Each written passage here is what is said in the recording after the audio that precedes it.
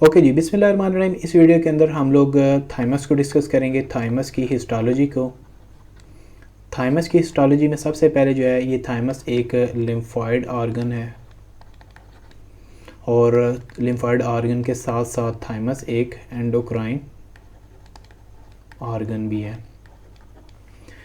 तो जो थाइमस की जो स्ट्रक्चर है बेसिकली वो just like other lymphatic structures, lymphatic organ की स्ट्रक्चर जैसी ही होती है। इसमें स्ट्रोमा होता है और इसमें पैरेन्काइमा होता है। पैरेन्काइमा होता है। अब जो स्ट्रोमा होता है वो कवर होता है। कवर जो है वो कनेक्टिव टिश्यू का बना होता है और इसमें कैप्सूल होता है। कैप्सूल जो है वो सेप्टास देता है। सेप्टास को हम ट्रबैकुला कहते हैं।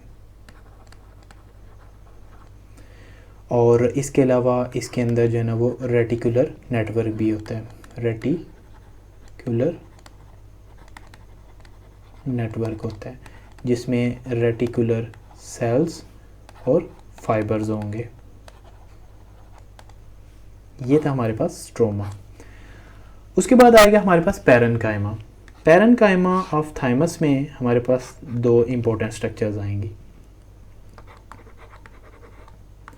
एक तो हमारे पास लिम्फेटिक टिश्यू आएगा और दूसरा हमारे पास एंडोक्राइन सेल्स आएंगे।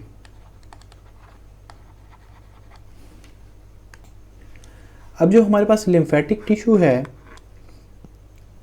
इसके दो पार्ट्स हैं। एक कॉर्टेक्स है और दूसरा जो पार्ट है वो हमारे पास है मेडुला। जो कॉर्टेक्स होता है इसके अंदर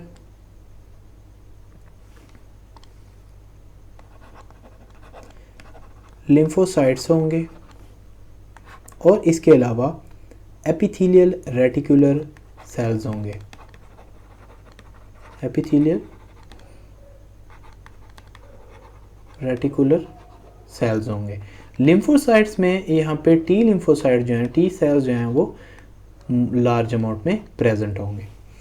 नेक्स्ट हमारे पास आएगा मेडुला। मेडुला जो है वो इनर होता है। जो हमारे पास कॉर्टेक्स था ये आउटर साइड पे प्रेजेंट होगा। अब जो हमारे पास मेडुला है, अब जो मेडुला है इसके अंदर चार टाइप की स्ट्रक्चर होंगी। पहली जो है वो हमारे पास एंडोक्राइन एपिथेलियल सेल्स होंगे। एंडोक्राइन एपिथेलियल सेल्स होंगे। ये प्रोड्यूस करेंगे थायमिन, थाइमोसिन, थाइमोपोएटिन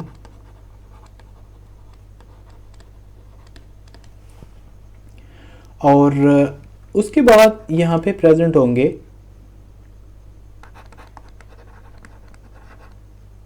हेजल्स कार्पसल्स। उसके बाद यहाँ पे टी लिम्फोसाइट्स होंगे मेडुला के अंदर और मैक्रोफेजेस होंगे।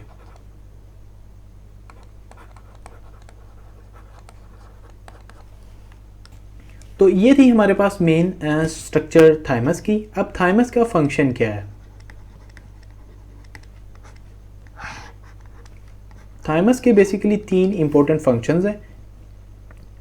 नंबर 1 टी सेल की प्रोडक्शन,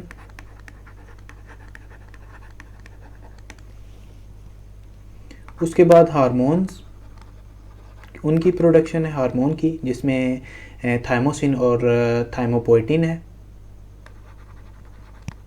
हार्मोन्स की प्रोडक्शन और यहाँ पे एक थाइमिक बैरियर बनाता है।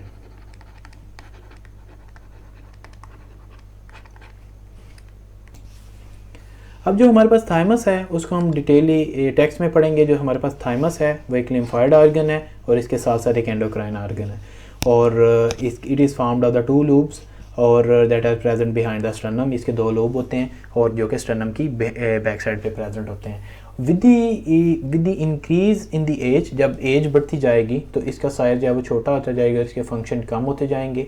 इसकी जो स्ट्रक्चर है ये बेसिकली दो चीज़ों से मिलकर बनी होती है।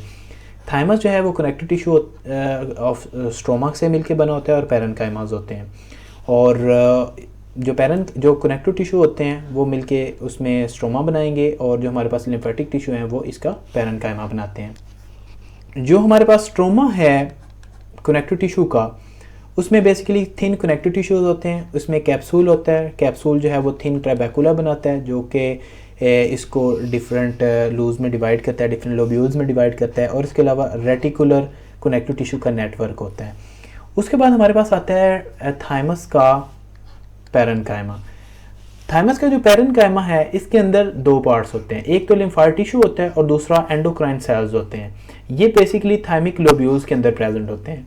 जो थाइमिक टिश्यू होता है वो उसमें एक आउटर डेंस कॉर्टेक्स होता है और इनर मेडुला होता है ई थाइमिक लोब्यूल के अंदर।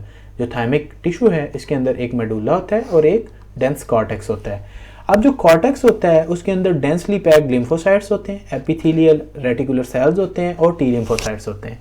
जो मेडुला होता है उसके अंदर एपिथेलियल एंडोक्राइन एपिथेलियल सेल्स होते हैं जो कि सक्रीट करते हैं थायमिन, थाइमोसिन, थाइमोपोएटिन और थाइमोस्टेरिन। इसके अलावा यहाँ पे हैज़र्ड्स कार्पसल्स होंगे, टी लिम्फोसाइट्स होंगे और माइक्रोफेजेस होंगे जो कि मेडुला के अंदर होंगे। उसके बाद है हमारे पास फंक्शंस। अब जो टी लिम्फोसाइट्स है, जो थाइमस है, इसका मेन फंक्शन जो है ये टी लिम्फोसाइट्स की प्रोडक्शन है। उसके बाद डिफरेंट हार्मोन्स हैं जो कि हमने यहाँ पे डिस्कस कर लिए, उनकी प्रोडक्शन है।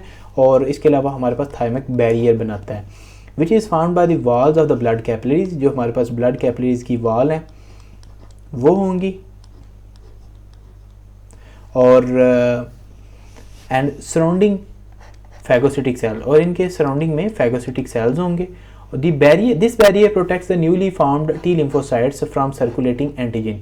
ये बेसिकली टी लिम्फोसाइट्स को प्रोटेक्ट करता है फ्रॉम द सर्कुलेटिंग एंटीजन जो कि ब्लड के अंदर सर्कुलेट कर रही होती हैं, इसलिए ये बहुत ज़्यादा इंपॉर्टेंट है।